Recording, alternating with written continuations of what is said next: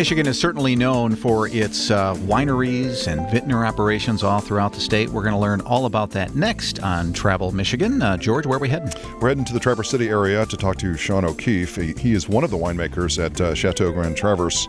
And Sean, I guess to start with, it just seems like every time we talk about wineries, winemakers in Michigan, there are new ones. I mean, will we ever max out on the number of wineries in Michigan? Not for a while. I mean, I've lost track of all of them at this point. Yeah, it's just amazing what's happened. I know it's nearly 100 now. Yeah. You know, officially that not only make but use Michigan grapes. Yep. Well, you're seeing that not only in Michigan, but I mean across the U.S. It's not all just concentrated in California anymore. Right. And it used to be so dominated. And there's still obviously a lot of winemaking there. So talking about what you're doing first at your place, and then also just what's happening with the wineries of Old Mission. Well, we're doing what we always do: make more and more Riesling and the other grapes that we do. We've been holding, biting our fingernails this spring with these weird weather conditions when it was about 92 degrees in the middle of March, and then went back to normal. Yep. And luckily, we've made it through. And I think, unless by me saying this, I've jinxed myself, I think we're going to make it through for a really great year, it looks like, at this point. And so what did you have to do to adjust for that? I mean, there's really nothing I can do. I mean, it's the weather, but it's unheard of to have those warm temperatures that early in the year. So what was lucky for us is that it cooled down just in time before our grapevines came out of dormancy. And it was just enough so when we did get that cold weather, the buds weren't exposed yet, and they withstood the cold. So at this point, the bays have warmed up. It looks like we're in the clear for the most part. Well, Sean, do you overplant or something to get prepared for these potential, catastrophes? I was with some travel writers in the region last year or 2 years ago, I forget. And while we were talking with the owners, the vintner came up and just said 20%. And the fellow just said, okay. And I happened to say, what's 20%? He said, we lost 20% of our crop last night. He didn't seem fazed at all. I was shocked.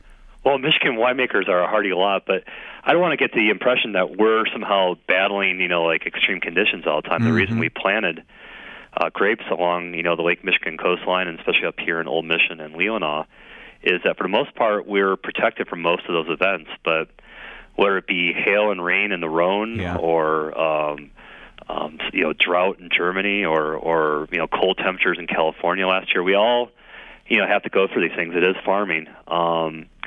But for the most part, if we plant it in the right places, we're going to have the best chance we have to withstand these. And for most cases, it means planting near the water, on high elevations, so that the cold air drains off. And unless we have a really bizarre year like this year, where it gets so warm so quickly, we're generally protected from the average events that we get. But there are going to be things that happen every now and then, and hopefully our vines are healthy and they're in the right place so we can withstand it. We do tend to leave, when we're pruning, more there, more... like material on the ground? Actually on the vine, and so that if we have to come back, and we come back later and trim that off once we know we're past a frost event. Because if we were to get frosted, then we need as much leftover buds as possible to balance the crop out. But what we do right now is we're going through and we're kind of realizing that we're okay this year, and we come back and trim the vines to where we want them to be right now. Cool. So it sounds like, unlike some other parts of the state and other crops, that you guys really did surprisingly well, given how extreme the weather was, so early. Well, thanks to the Grand Traverse Bays and Lake Michigan, I think it kept it cool up here. Right. Just enough that it took some of the edge off it. So yeah, that's great. And now you mentioned you think this is going to be a good year. So what happens, what makes one year a better year than another?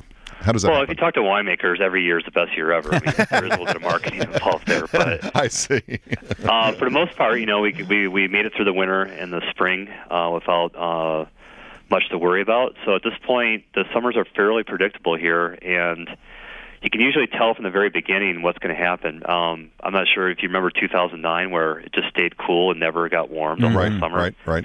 So we knew the whole summer that our wines is going to be a challenge, but we're like, almost some say 5 weeks ahead of a normal growing year. Okay. So we have a lot of a cushion there. So even if it gets kind of cooler and all that, we're going to have plenty of days to ripen the grapes and get all the nice flavors that we like. So you're obviously part of the group, the Wineries of Old Mission, and so talk about that group a little bit and how you work together for visitors. Well, Old Mission's a fairly tiny place. It's a long peninsula, about 18-mile long peninsula, and we have about 7 wineries out here at this point. There should be a few more coming up soon. But it makes more sense for us to work together than to work against each other, and so we try to pool our resources and have a couple events per year to bring people out here and kind of expose them to our wines, which is pretty crucial because a lot of times when people picture Michigan wine, they picture something from that movie Fargo, like some Arctic wasteland, and you come up here, you see the rolling hills and the fruit trees and the vineyards, and it really it looks like a wine region. Sure does. If you'd see in Oregon or Germany or Austria. Yeah. And so if we can get people out here, that's the key. And this June in the summertime, there's a lot of tourists up here, and in Traverse City we have film festivals and all kinds of events. So we try to work around those, and then but in June, the really cool one is there's a restaurant up here called Trattoria Stella that just really works with all the local wines and the local foods here. And we have our kickoff, we call it Wamper Room, Wineries of Old Mission Peninsula wine dinner on June 7th. And that's when we have all the new vintages. We pair them with foods that the chef has prepared at Trattoria Stella. And you can find out more about that on their website at if you look up Trattoria Stella. Sure. Or also on Wineries of Old Mission, obviously.com. We also have the next Thursday on the 14th. We have a big event with the local Rotary up here in Traverse City, and that's going to be Thursday down at the Haggerty Center right on the bay. So we'll have all the new wines as well there. And so those are the big events for June. Do you kind of offset events from what the Leelanau Peninsula Winery Association is doing, or do you guys just happen to schedule on your own? Yeah, we're both aware of what each other are doing, so we try not to be on the same weekends or anything. Because you both we are rival such, peninsulas, but once again, I mean, we share so much more in common than we have, differences. So we have kind of a gentleman's agreement to kind of space things out, so we bring people at the right times up here. Obviously, summer and fall, I mean, there's no lack of things to do, and there's a lot of tourists up here. But so we try to do some things in winter and other times, but right in the early summer. So in July and August, there's not as many events because it's just so pretty up here, and it's just there's no really need to drag people out here besides just the beauty and the great wines. What really? We only have about a minute left, but what really sets your winery apart from others? We have an international focus. Our head winemaker is German. I train in Germany, and we have a very good idea of where our wines fit in the rest of the world. And we're making wines not just to sell of our tasting room or to, we're trying to make wines on the highest caliber possible that we go up against the best of the world, and people come away seeing that we're worth it. So we've been at it for 40 years, so I think we're pretty good at what we do so far. And so with the international emphasis, do you ship a fair amount of your product out of the country? Yeah, we do actually. We have quite a good business with China right now, surprisingly. Those boats have to go back with something, I guess. Yeah, exactly. That's right. And we've actually we've been selling Riesling to Germany, which is like taking coal to Newcastle, so that was kind of a different thing, so. Love it. Well, that's great, though. I mean, if they're interested in it, that's a very good sign, obviously. Yeah, and then, of course, Chicago and New York and Miami and all these other places, it's important for us to get our name out there because not everybody comes to our peninsula, which is on the end of the Michigan Peninsula, which we're kind of out there. So it's important for us to get to the centers of the country so people have a chance to try it and see what we do here. Well, that's great.